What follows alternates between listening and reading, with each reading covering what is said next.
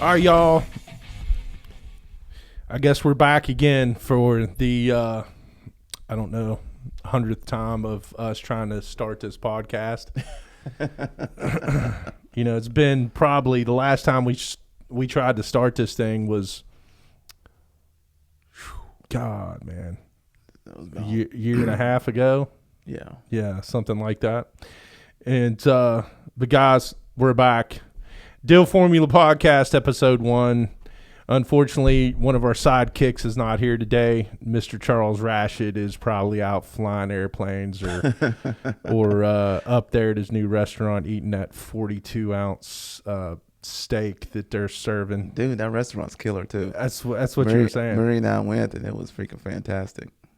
Well, I've yet to go up there. I mean, well, you went up. What? I mean, that was just like a soft opening. Yeah, soft opening. Yeah. It was great, man. The service was good. Food was wonderful. Marie did a TikTok on it, and she got like 3,000 views on it. Oh, wow. Yeah, she had tagged the restaurant. She tagged Charles, and it turned out really well. Well, it sounds like Charles owes her a little bit of cash. I know, man. I told Marie, I said, you need to send Charles an invoice. I mean, I'm for real. It's a bunch of trash, Charles. Remember that, guys. He's absent today, but that's okay. He's going to be part of this podcast. I think we're all Andrew and I are. We're going to jump in. When we need to kind of keep this podcast going. Everybody's busy. Charles he's got what 200 million in assets. Somewhere around in there. It's a lot. The dude has commercial properties in Kentucky, and he's got some in Myrtle Beach, and he's all over the place. He's got a ton around here in Charleston. But Charles is not here today, and but we miss him greatly. But he'll be here on the the next couple. But guys, we're excited. We're going to talk to you guys today about this ever changing market that we keep having to deal with right now, and unfortunately we're getting our asses kicked, but if we want to sit here and like make this like sunshine and roses and act like that, like real estate is just the easiest thing in the world, we're not going to do that, y'all. This podcast is going to be, we're going to talk about our ups and downs. Sure. And, all the problems we went through and the things that people need to look out for. And that's what this podcast is about. I think it's about being real, right? Yeah, like absolutely. A lot of people in real estate and they're in the real estate education and whatnot, they only want to talk about the good stuff. They only want to talk about the ups, but no one wants to talk about the downs. No one wants to talk about owning a small business and all the things that come with it, the good and the bad. And I think we have gone through a lot of good, and we've gone through a lot of bad. So we've seen. Thank God for the bad, though. Yeah, thank God for the bad, because we've seen a lot, and so we can help other people try to avoid the pitfalls that we ran into as along the way. Well, and I think that's the whole goal, right? I mean, I think sometimes, man, people get ego driven in this industry. Yeah, and that'll ultimately bury you. Yeah. And I see it all too well. We would never name any names, but it's just like, yeah, but it's a shame because there's a lot of smart people around here that is doing this, but you ultimately have to, you got to take care in anything that you do in your business, right? Well, it's just interesting to me. I see, and now, like you said, we will never name names, but we see people out and they want to teach real estate, and they've been doing real estate for 2 years. And in 2 years, you don't know anything from anything. Like you haven't been through enough to know anything, in my opinion. Well, you think you do because you're inside of it, and then I think it's the FOMO of all this stuff that you're seeing on Instagram and Facebook and trying to become these influencers that make a ton of money. Right. But some of these guys, to be quite frank, they're full of it. Yeah. You know, Yeah. and you know, we've been in this industry. Let's go back to that real quick. So, quick introduction on how many years we've had between ourselves, between Andrew, myself, and Charles. Where are we at? How many years we It's in close real to estate? 70. I flipped my first house when I was 24 back in 2004. Me and my buddy, shout out to Robbie. We did a house over there. We did a townhouse in Indian Head, and then I took a break and moved away, and got a job, and I didn't get back in real estate till I got married, and so. Well, you had to, because I mean, all those Amazon packages that right. Marie keeps buying. That's I mean, right. you're going to have to do something. That's right, man. You know? So, I've been around real estate for a long time. My parents did real estate back when I was in junior high and high school, and they still have rental properties, and but I've been heavily involved for about 15 years now, straight. Like 15 years is how long I've been like really consistent in the industry. Yeah. What about you? Man, I don't even want to talk about my whole journey, because you guys would probably run and duck for cover, and that includes the times that Andrew and I have, been together as far as business partners. But, I've kind of been, inside the real estate. I've known, certain types of real estate I've always kind of been involved with as far as my family goes, right? Mm-hmm. So my grandmother, she built houses years ago. My uncle flipped houses. I was living with him when I first moved down here. He was flipping houses, and he would move into the house, flip it, sell it, move to the next house, flip it, and sell it.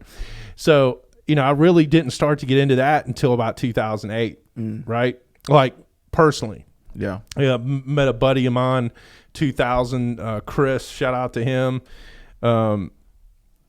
We did our first house during the downturn, right? Yeah. And everybody wants to talk about the downturn. And I'm not going to sit here and tell you I started real estate by, reading a book, and that's not true, right? None of that, like, Think and Grow Rich. Everybody's like, oh man, I read Think and Grow Rich, and that's how I start. Man, I just started because I saw the value that, like, my uncle and my grandmother were, the value and the money that they were making. Sure. So, we did our first one in 2008, and, we borrowed the money from Chris's dad, and he pretty much said, you guys are gonna make any money. Yeah. And then, as a matter of fact, a real quick story, when we bought that house, I'm not going to name any names here too, but this was garbage. So we were trying to get a loan on this house, and then the mortgage broker that we were trying to get the loan through went and tried to bid on the house, because he knew snake it out from under you. Yeah, he was trying to sweep our legs out. But we ended up doing that house. We ended up making, I don't know, 35 grand, somewhere in there. Made money. We went through some shit on that one too. That one took a long time to sell. Sure. It wasn't quick. But then after that, I did probably one or two a year on myself. Got a HELOC on my house, and I used that money through the HELOC to flip houses. Yeah. And then I ran into this joker here. One day he had these crappy signs out on the side of the road that I could barely read. And I bought a townhouse off this guy, and called his wife, and I said, I'm just going to get and tell you the number I want to give. She's like, he's not going to take that. And I said, okay. I said, let's just have him give me a call. We met up at Wendy's, and pretty much talked for, God bless, man, about 3 hours. Yeah, 3 hours. And pretty much from that day forward, we decided we were going to be business partners. And that was what, 2013? Yeah. 2012, 2013, somewhere around there. Pretty much started the next day, and then here we are, 2025. And sometimes I regret dealing with this cat, but sounds about right. Yeah, it sounds about right. No, but guys, we've had a hell of a journey, and we'll talk about that, in other episodes. I think it's important, some of the things that we dealt with and went through. Sure. We learned our lesson on, but we we do a lot of things. We do commercial, we do short term, we do midterm, long term, flips. You know, it's a never ending process of learning in this game. Yeah. Period. Well, let's get into the market. Do you really want to? I prefer not to, Yeah. but that's what this episode's about. So let's get into it, man. Well, Andrew's been doing some soul searching here lately, and so we're gonna. There's some things that we're gonna have to do to adapt, and I think that today is super important, and I think that we need to talk about that. Sure. And I know the market now is weird, and it's in West Virginia. It's strange. Yeah. So we're doing flips in Fairmont. We're doing flips in Charleston. We're doing flips in PA. But the Charleston market right now is different. Andrew's going to tell you the numbers here in a minute, but they're pretty significant. How many houses are on the market right now compared to like Fairmont, right? So, some areas are still a seller's market and some areas are more of a buyer's market. And Charleston right now is more of a buyer's market. So, Andrew, let everybody know some of the numbers that you're seeing right now. It's interesting because I never really had the inclination, I guess, to get into like the logistics lately for the past several years because we've never had a problem selling houses. So I didn't really care about the logistics so much. That's probably not the right way to look at it, but that was my mindset. Like, we're selling houses and they're moving quick, so I mean, what's the point? Right. This market's kind of I want to call it a flat market. Yeah. Right. This market kind of stays leveled. I feel like. I feel like what we're seeing here lately has been more of a change than we've ever seen. Yeah. As far as like even trying to buy. Yeah. And sell. Well, the change I think started during COVID. That's when we really saw like an uptick in market values of houses. The market values just started shooting up in a way that I hadn't seen before. And it was interesting. And it just kept moving upward from there. So when we first started back in 2014, the average house cost about $150,000 here in Charleston. So it's interesting that when I looked yesterday and really sat down and crunched the numbers, the average sales price in Kanawha County is now $222,000. That's a 50% increase from when we first started. And really, that's pretty significant. Yeah, when we first started up into COVID was another 5 or 6 years. So in the last 5 years, the market has increased roughly 50%, which is substantial, right? Even with the ever rising interest rates, which is, So if you bought a house pre-2020, you're sitting pretty good right now in equity, which I thought was interesting. But our profit margins and what we look for in a house, as far as what we want to make on a house, are based on the median price range still being $150,000. And I think seeing these numbers makes me think that when we sit down with John again, we need to really look at changing our margins to fit the market, because we can't really flip a house for $150,000 anymore. Right. We can't buy the house cheap enough because fix-up costs have also skyrocketed along with the market values. Right. So, where a house used to cost us $75K to fix up, now it's $120K right to fix up that same house. And we're seeing just a uptick in what everything is costing us. So we really have to change, I think, what we're expecting to make on a house and make sure our margins fit with what the market is telling us, if that makes sense. Well, and it's markets like Fairmont in Pittsburgh where the margins are way bigger. So that cost aligns with those houses a lot better, and it's a lot easier to find a house like that because down here we're fighting against the market, we're fighting against the material, we're fighting against the labor cost. We're trying to do more of a vertical now within our companies, and we have a general contracting company, we have a HVAC, plumbing, and electrical company. Even then, sometimes with the overhead costs of that can come into play too and still affect us. Right. Right.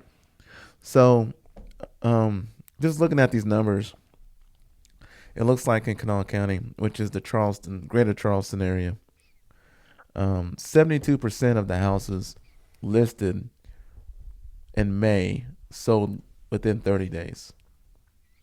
That increased to 77% in June. In July, that decreased down to 73, and then last month that decreased again down to 68. So 68% of the houses that were listed sold at least went pending within 30 days. And it's interesting that in July the average sold price was $223, but it increased roughly $14,000 to $237 last month. So even though overall for the year the average price is $222, last month it was $237. So the market value spiked last month, but it's taking longer to sell houses, and that's tough to reconcile for me because I don't know what's causing that. Yeah, well, I think that we all kind of.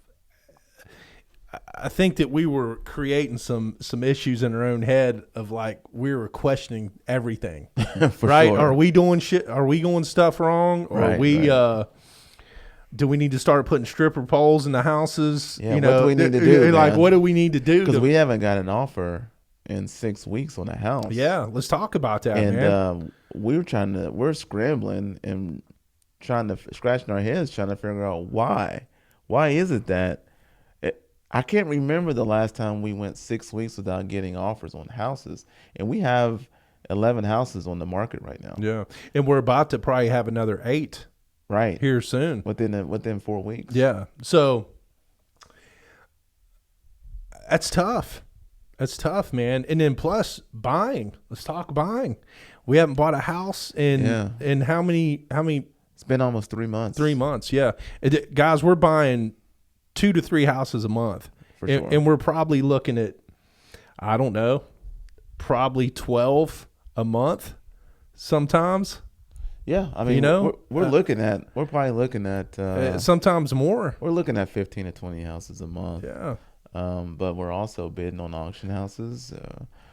I'm on the auction apps trying to buy houses on there and looking at houses there. But even that's a problem because, they're canceling auctions. True.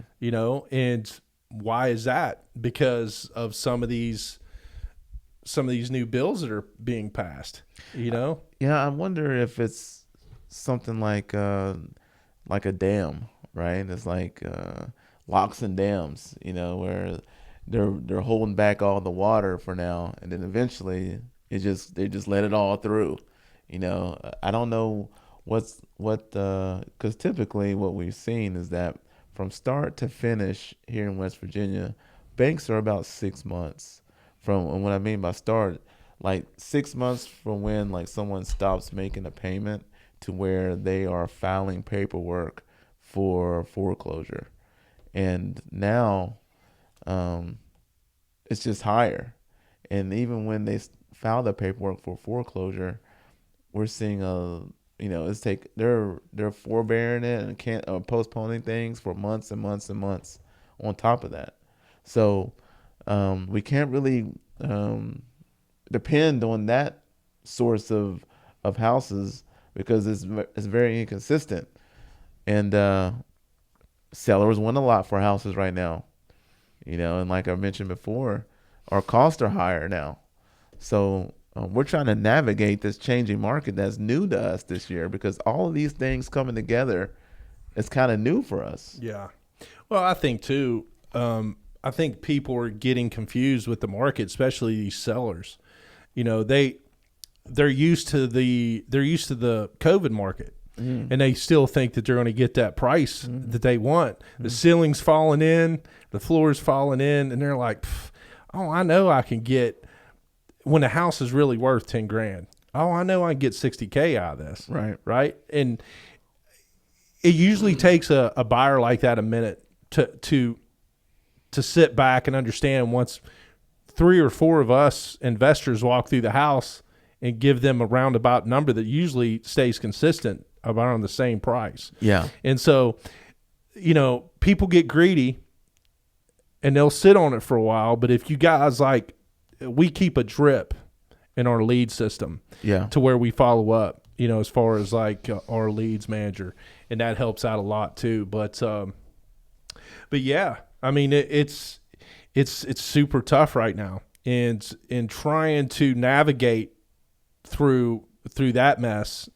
I mean, it's literally like you're in quicksand trying to pull yourself out. Yeah, it's difficult right now. I'm not gonna lie about that. It's we've been at this for a long time, not decades, but over a decade, which to me is a long time. That's a long time. If you're over a decade every day into something, then you've got some experience. And I haven't seen this in our market, and we're trying our best to navigate and adapt to the changes and seeing what we need to do on our end to kind of decrease our costs so we can increase our offers to kind of match the market. And now, from these numbers, we probably need to look at our profit margins again as far as what we expect to make, and on how much investment we're going to put into a property. Yeah, but I think we need to also, I think we talked about this the other day, we're going to start reevaluating every 6 months now. Yeah, right. I mean, like you said earlier, we're just kind of going with the flow because the market's kind of just been so consistent that we just fell short and just took it for granted. Like, man, this is going to be fine. Right. You know, nothing's changing. But I mean, just look at the difference of what you found the other day. I couldn't believe it. 200. I mean, how many houses are on the market right now? Oh, dude, I'm glad you brought that up. That's such a good point.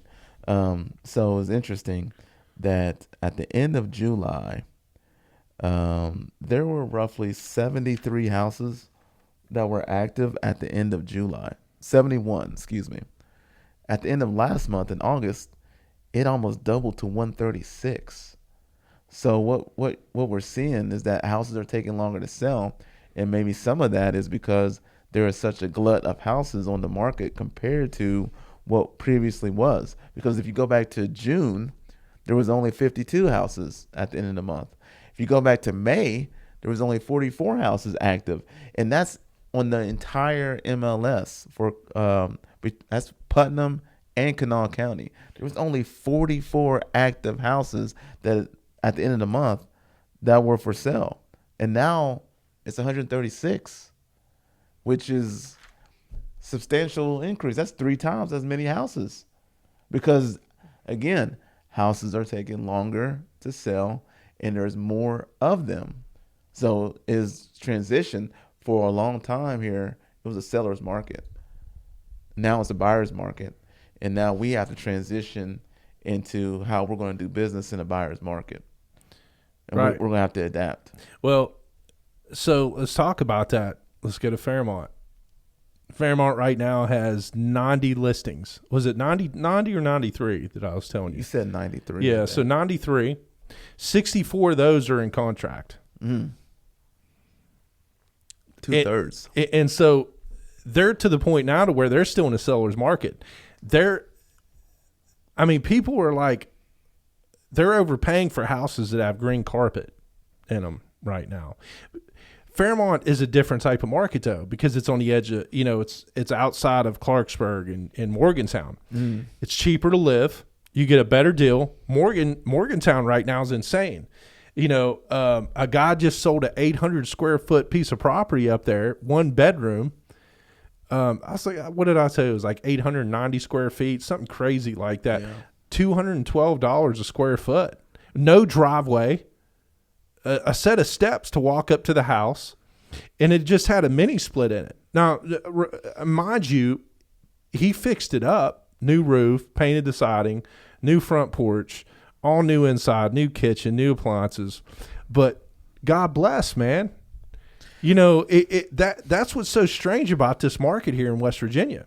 Yeah. Up there, they don't have enough newer houses in Fairmont. They don't have enough rehabbed houses. Yeah. You know, so they're getting higher, you know, the per square foot price is way higher. Yeah. You know, I sold one last year up there for, what was that, $157, $156 a square foot. It's, you know, that house is 2,300 square feet, somewhere around that square footage. Down here, you're looking 280, 290. Up there, I sold for 365. Mm-hmm. You know, but those are the type of markets that we need that we really need to try to focus on. But unfortunately, we started out down here. I shouldn't say unfortunately, but fortunately, we did start out here, right? Sure. But the unfortunate part of it is the fact that this market doesn't expand like some of these other markets, because due to like Pittsburgh, where the draft is coming in, more tech companies are up that way. Morgantown area, the doctors are moving out of Morgantown, moving to Fairmont. That's a doctor that moved out of Morgantown and moved back to Fairmont that bought that house off of me. Yeah. They get more value, bigger yard, bigger house, better price. Sure. Right? So there's nothing really down here. Is that Charleston's more centralized? Would you agree with that? Like, there's nothing. I don't think there's anything on the outskirts of Charleston that is like anything major as far as like tech companies, or there's more. It's more hospitals. Of course, you've got what, Toyota. You've got a couple new companies coming in the Leon area. Yeah, I think that so Charleston itself and the immediate suburbs around it kind of comprise the Kanawha County market. Putnam County, though, is where the newer construction is. Yeah. Right. So, and you've got newer communities out that way, because that was a community that kind of grew within the last few decades. Right. And as schooling too. Yeah, as opposed to Charleston. So the average sales price in Putnam County is $317,000 for the year. So that's almost $100,000 more that you would have to pay for an average house in Putnam County versus Kanawha County. And so Putnam County is considered the suburbs of Charleston as well, but it's in the middle between Charleston and Huntington. Right. So that's a newer area, and the houses are newer, they're more modern, and you have to pay for that. Right. So, but they've got a national builder coming in. I know that last closing you were telling me about that. You were dealing with a local builder that was pretty upset about the whole situation. Yeah, they weren't very happy, and I don't blame them. If you have a local builder who's been building houses in your community for decades, right, and you say that we're going to start building more modern, we're going to have new construction, we're going to build a bunch of houses because there's a high demand, you would think that you would supply or incentivize your local trusted builders to partake in that. And instead they go out of state and get a national builder. And now folks, some folks feel kind of spurned by that, and I don't blame them. Well, and that comes down to money once again. Right. So what type of kickbacks is that national builder giving the city or the county right at that to be able to come in and do that? And that's the key. It's all political when it comes to that. And but it's interesting when we talk about that, because like Warren Buffett, let's talk about that. That he's on point when he chooses his stocks in the market. That's what he's known for, right? That's what he's known for. So recently, companies like D.R. Horton, he's invested almost $1.8 billion into the new housing market. So what's he seeing? What's coming? Right. Why'd he do that? And normally, when people think that they're in a downturn, like I think there's mixed reviews right now in the market that we're in, right? But ultimately, he's telling us something. Is he rolling the dice? I don't know. But it's like the percentage, his percentage rate, his he's pretty on point when it comes to what he thinks is going to expand and grow. Yeah, I just think that different areas of the country experience different changes in the real estate market, right? So, for instance, there's a person recently who moved from California to West Virginia. Okay, bought a $2 million house. Paid $2 million for the house. Cash. All right. $2 million in West Virginia buys you a lot. Buys you a lot. Yeah. Coming from California, say San Diego, LA, Southern California, you don't get a whole lot for $2 million like you do for here. Yeah, and you're under 2,000 square foot probably. Yeah, yeah. And you're on a hillside. So, we are seeing people move into our area because the cost of living is lower, right? But the market is so different in California than it is here, right? So it's like in California, it's $300-$400 a square foot, right? Plus the taxes are way higher. Way higher. Here, you're looking at $100-$150 a square foot, which the taxes are decently way lower. Right. So it costs less to live here. You're not going to get some of the amenities that you would in San Diego, right? Like you got the beach and you got the great weather and you got the things to do and all that. Homeless. So tents on the side of the road. You get to shake hands with. There it is, man. Yeah. So you got, I don't know, you've got to, people weigh their options. Yeah. Right? What's more important to you? But it's interesting to me that that our market is usually very stable. Yeah, and that's what's good about the West Virginia market. I've always said that. Yeah. But we talk about taxes. Let's go back to, and it kind of evens itself out in some aspects, but Pittsburgh market. My buddy of mine lives up there, and it's unbelievable the amount of taxes, real estate taxes he pays. Yeah. His house is probably as big as mine, and he pays $9,000 a year in real estate taxes. Woo! Am I paying $2,300? 4 times as much, which is insane, right? And it's the big city living, man. Yeah, it's big city living. But what comes with all that is they know what's coming in those areas, and they know the values that they're going to get. So they're looking at that and they're like, well, we're going to raise taxes here, raise taxes there to be able to because people are going to pay it. People love living in Pittsburgh. Yeah. They're going to pay it. And, but ultimately in the end, how is that going to affect the market? So far, it hasn't. I'll give you an example. The house that we just bought up on Bauer. Yeah. 2023, it sold for $275. It's Right. worth $425. Right. That's pretty significant. Right. So it's interesting when you see, in my opinion, in my experience, when you see massive spikes like that, it usually means that at some point you're going to see a lowering of a back to the mean, right? You're going to see a lowering of property values, just like in Florida. It happens all the time in Florida. Almost. Yeah. It feels like in Florida it happens every 5 years or something. Right. Like you buy, like my cousin. Which it's happening right now. Yeah. Again, I mean, it's kind of flattening out down there. My cousin had a property in, I think it was in like Fort Lauderdale or Palm Beach, somewhere around there. And she had bought this house several years ago, and she was there for 3 or 4 years, and she doubled her money from when she bought it and when she sold it. She moved to Oklahoma, but she doubled her money, and she was able to catch it before it came back down, right? And it's always like a push pull thing, and I don't think that we are in that type of market. I don't think that we're going to see prices fall back to 150,000. As a matter of fact, looks like they're still going up. Yeah, from what I can tell. Well, I don't think it's ever gonna.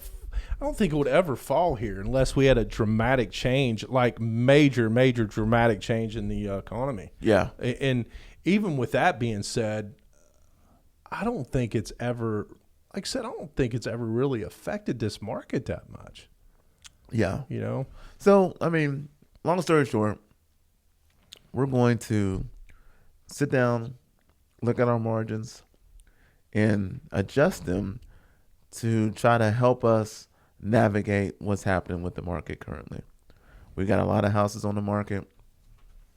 How are we going to differentiate ourselves from everyone else who's selling a house?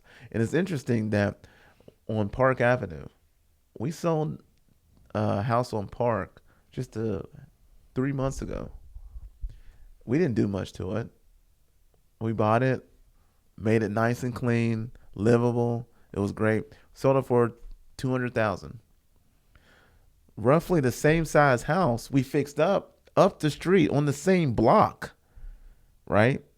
And we fixed it up, replaced everything. way nicer than the Way nicer. Way nicer. Put it up for sale for $250,000. The other one was more of a hotel. Yeah, it was nice. Yeah, it was Don't get me nice. wrong, it was nice, but we didn't replace everything. It wasn't a full flip.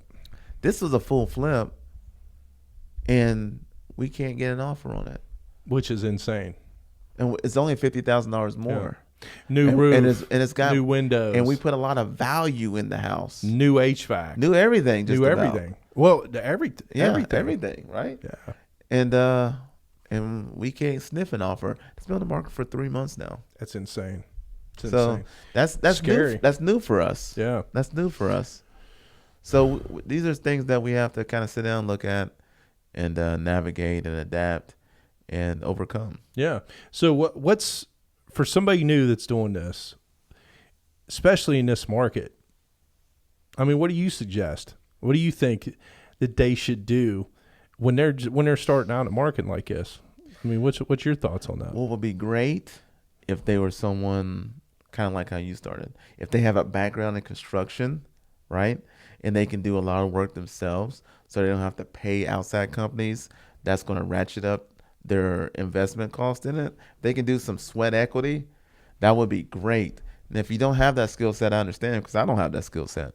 So if you don't have that skill set, Trust me, he doesn't have that skill set. you don't want to see my paint job. You don't want to see my paint job. We're not going to get into that one. So if you don't have that skill set, then you need to try to find something that is as low as possible.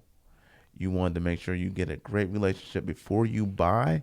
Get a great relationship with a contractor that you can trust. Yeah, JV with a contractor. Let me take that. Let me say that again. Make sure you find a contractor who you can trust, because they are hard to come by, and they're not a dime a dozen. It's hard to find good contractors who you can trust explicitly. So find a contractor who's going to give you a good price that works for you and him. Get a house as low as you can and start there, right? That's where you start. If it were me, if I was starting over again, that's how I would do it. Or JV with them, offer them a percentage of the, pay them a little bit, but offer them a percentage of the profit on the back end. Sure. You know? Yeah. Especially if you're finding the money for the rehab and the purchase. Yeah. You know, and if it's a sole proprietor and he's out there wanting to make some money, I mean, figure out a deal. There's so many ways to get started in real estate like that. For sure. For sure. Especially if you can't find any money. Yeah. You know, if you, like I did, you got equity in your house, get a HELOC. Yeah. Use the equity. Use 0% credit card. Some guys will be like, you're insane for doing that. But, you know, if you're smart with your finances and you make sure that, you know, you're paying those 0% credit cards off when you sell the house, and you just continue to flip that HELOC, pay the HELOC back. And the good thing about a HELOC is you only have to pay interest only. Sure. So, regardless, you still got to pay that principal, but it gives you time. Yeah. To where, it's less stressful because, you can pay the interest only, and then you still have that opportunity to use that extra money to be able to flip the house without, having a bunch of stress on your shoulders. Well, I understand some people that what we just said may be even too fast for them. It may be too much all at the same time. Yeah. If that's too much, then dial it back even one step before that and get really good at finding deals. You want to get really good at being a deal maker. You want to get really good at talking to sellers and coming up with a good price for you and them. And then you want to wholesale that to people like us who are going to be the end buyer, who are going to rehab that house, who already have a system, who already have a process in place. If you don't have any of those things and that seems like too fast for you, get really good at finding deals. And I mean real deals. We get wholesalers every week, multiple times a week, calling us, emailing us, texting us, saying they got a deal, and it's not really a deal, it's trash. No, it's trash. And that's a whole nother podcast, guys. It is a whole nother podcast. And trust me, I'm going to keep my mouth shut about some of these wholesalers that we're dealing with right now because it's more time wasted than none. But and basically more on their end than it is ours, but that's okay. You got to learn somewhere, right? Yeah. But also too, Andrew said it's like finding the deals, but you can also find the deals on MLS, if you find a good realtor as well. But you also have to know at the end of the day, you can find good deals all day long, but you got to know what you're looking at. Sure. There could be a house that's, oh man, I can get that for 20. But if you don't go to the basement and look to see if there's tons of water in the basement and the walls are pushing in, guess what? That's going to cost you. That could cost you another $20,000 to $50,000 and totally just crush you. Yeah. And take you out of the game super quick. Houses have so many components. It's insane. So you have to know what you're looking at, like you said. And if you don't have any background in real estate, you can learn it, but you have to find someone who's going to teach it to you or show you. If you have a father-in-law, a granddad, a friend in the construction business, you need to learn in order to get into real estate. Regardless if you're going to do the work yourself or not, you need to learn the ins and outs of the components of a house. Absolutely. So you know what you're looking at, and once you learn those components, you need to know what stuff is going to cost. We get people I can't explain. We get so many people that send us a house and says, oh, this is a deal. I got it for this amount, and the rehab is only going to be $65. And Steve or myself, Steve more so than myself, but even I at this point can look at a house, pictures, and know if it's in the ballpark or not. And most of the time, that rehab cost is double what a wholesaler says it is. It's double.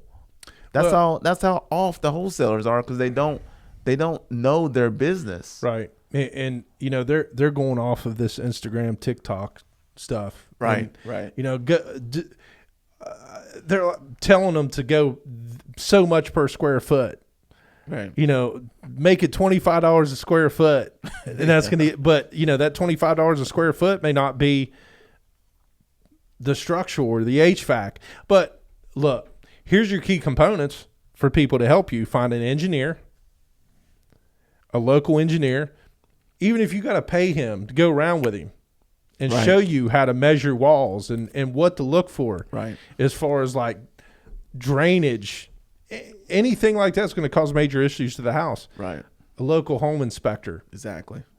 A local contractor. But guys, some of these even local contractors, here's what I've noticed some of these wholesalers. They'll get a fly-by-night contractor just come out of the mines. They're like, oh man, I don't have nothing else to do. I can go. They go give them a price of $30,000 because they need it, and they're like, go estimate that for me. Right. And then they send the estimate. This is all it needs.